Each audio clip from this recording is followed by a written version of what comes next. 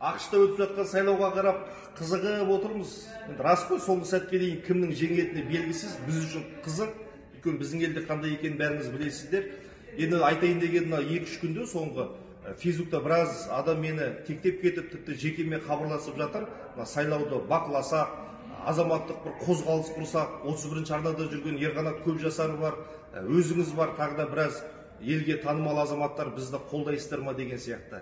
Осыған байланысты мен мынандай бір дүниені айтқым келеді. Жарайды, қозғалыс құрдық делік, егер олардың мүшесі бір 400-500 адамнан аспайтын болса, барлығы далбаса, ол кемінде 4-5 мың адам болу керек. Және елімізде ең ірі қалаларды бақылауға алу үшін. Енді өз басымнан айтайын, 26 жасында өзімнің округымна Қарасай ауданынан сайлауға түстім ғой. Өз айналдырған ұшақ участок. Соның біріне КТК-да істейтін әріптестерімді, екіншіге атаға жер жарып тұрған сол кездегі оппозициялық Капулюста істейтін журналистерді камерасымен қойып қойдым бақылаушы ретінде. Соның өзінде ешкімнен жасқанбай көзімізді бақырайтып қойып дауыс ұрлады. Кәдімгі каруселдер мен автобустар жүрді сол сәтте. Жалпы осы уақытқа дейін қаншама сайлау өтті. Бір адамның ұсталып, үстіне қылмыстық іс қозғалып, бір сотталғанын көрдік пе? Біз көрген жоқпыз. Сондықтан ең бірінші жоқ дегенде бір үлкен платформа жасау керек. Сайт па, парақша бола ма, 5000 бақылаушы ма, солардың барлығы заң бұзушылық видеолар болса, ол міндетті түрде болады.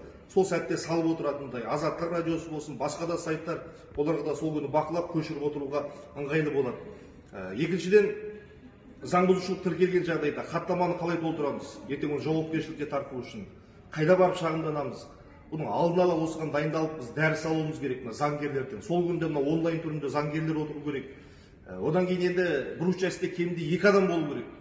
Сен арасында енді әжетханаға шығасың, әбетке бұрасың. Міне сол кезде дауысты беріп сала салады.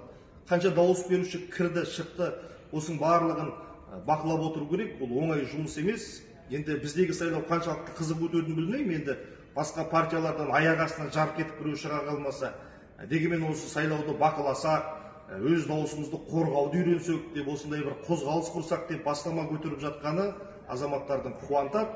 Құрыңыздар, атын қойыңыздар, мен қолдауға дайынмын.